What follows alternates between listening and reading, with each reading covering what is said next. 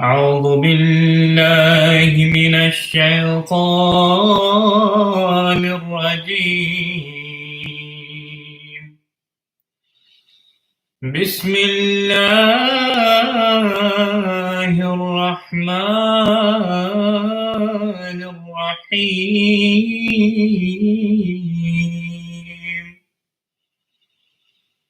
يا أيها الذين آمنوا كتب عليكم الصيام كما كتب على الذين من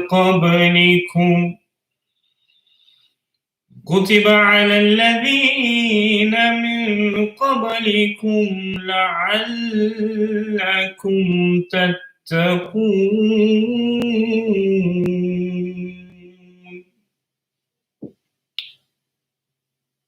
Allah Ta'ala says in the Holy Quran in regard to fasting, O you who believe, fasting is prescribed for you as it was prescribed for those before you, so that you may become righteous. Allah Ta'ala in this verse of the Holy Quran explains to us the importance of fasting in the month of Ramadan. We Ahmadi Muslims are fortunate that the promised Messiah والسلام, on a number of occasions has explained to us the importance of fasting, and in actuality has highlighted for us the teachings of the Holy Prophet ﷺ and its true interpretation. The promised Messiah ﷺ explains that the purpose of religion is for the purification of one's soul. And in actuality, the purification of the soul is a mark of a relationship with Allah Ta'ala. Meaning that religion is supposed to bring about a righteous change within you. And this fasting in the month of Ramadan, in actuality, is a means for which, or a way through which we can purify our soul and come closer to Allah Ta'ala. As Allah Ta'ala says in the Holy Quran, لَعَلَّكُمْ تَتَّقُونَ, that you fast, and it has been made obligatory upon you to fast, so that you can become righteous and you can bring about a righteous change within yourself. Now, the Holy Prophet ﷺ has explained this in a number of ways.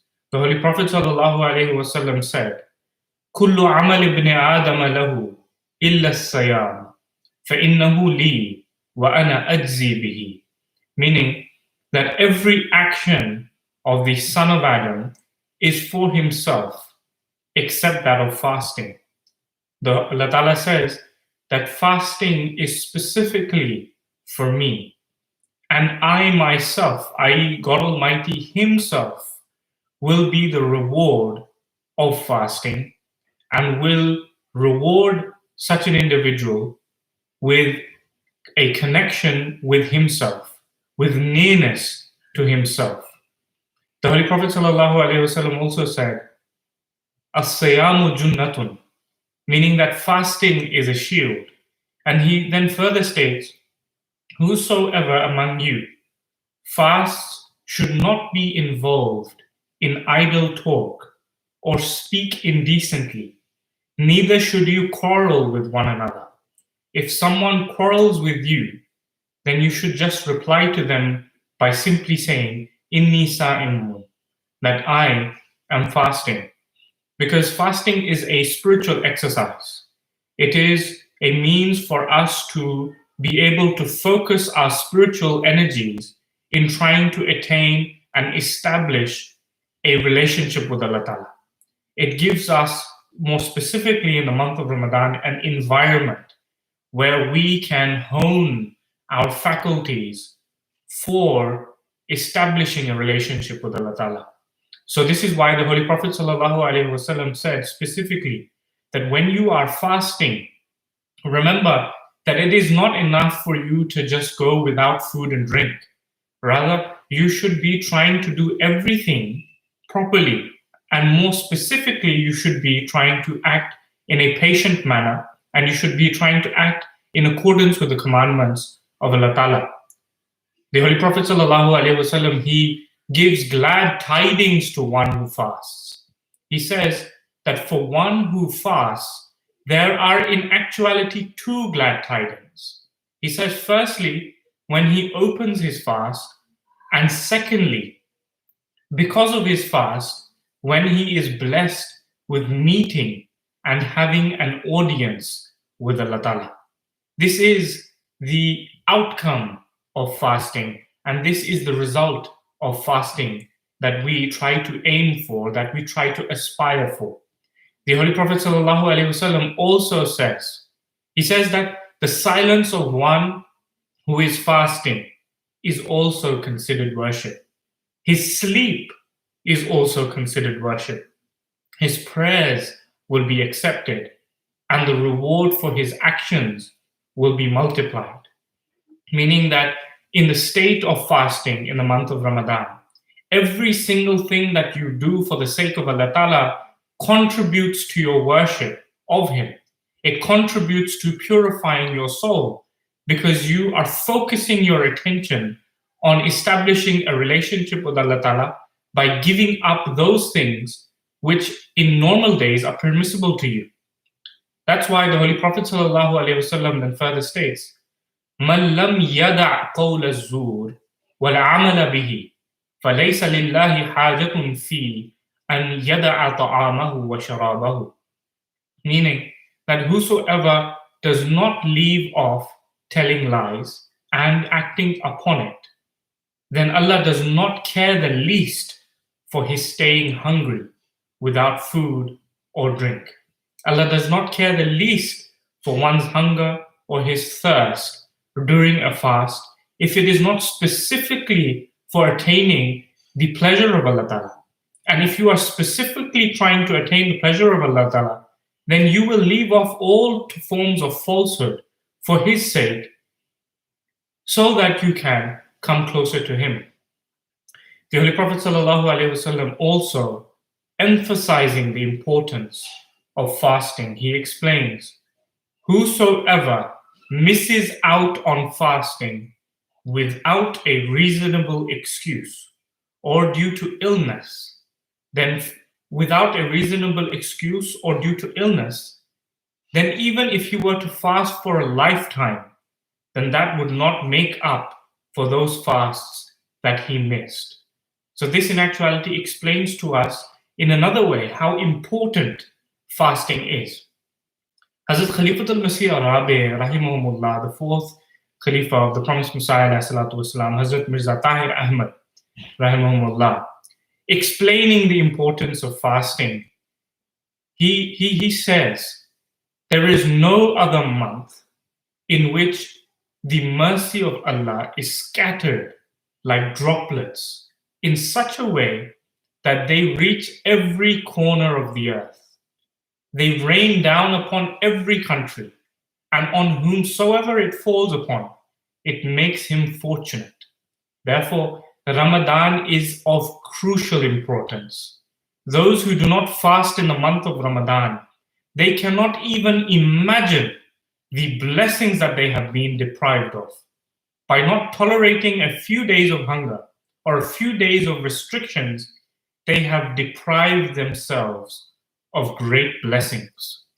This is in line with the explanation of the Holy Prophet ﷺ, that those who, without a reasonable excuse, not understanding the significance of Ramadan, they do not fast, they in actuality deprive themselves of great blessings that they could have accumulated within these few days.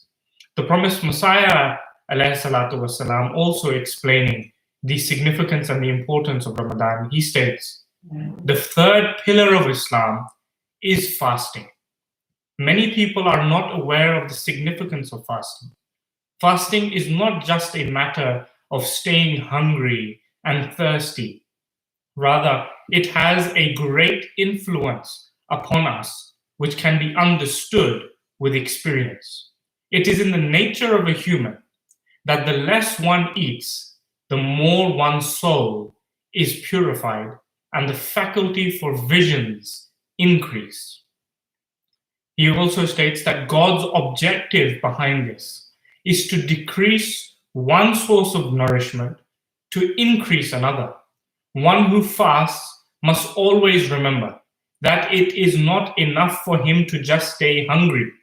Rather, he must stay occupied in the remembrance of Allah so that he can attain asceticism. Thus, the objective of fasting is to leave one type of food which only nourishes the physical body and attain another type of sustenance which grants solace and fulfillment and peace to the soul. So this is, in a number of ways, how fasting in the month of Ramadan has been explained, not only in the Holy Quran, not only by the Holy Prophet ﷺ, but also by the promised Messiah ﷺ, who is the promised Messiah of the Holy Prophet Muhammad ﷺ, and also his Khulafa. They have explained extensively how beneficial fasting is for our spirituality. If we fast for the sake of Allah Ta'ala, then according to the hadith of the Holy Prophet ﷺ, it will result in us establishing a relationship with Him, a relationship with Allah Ta'ala. And just as the promised Messiah ﷺ explains, that righteousness is a mark of a relationship. It is a sign of having a relationship with Allah Ta'ala, which is the objective of fasting. May we always remember this over the next couple of days and also going into the future. And may we benefit from the month of Ramadan, and may it enable us all to establish a true relationship with Allah Ta'ala and reap all those blessings that the Holy Prophet Muhammad sallallahu alaihi wasallam has explained to us.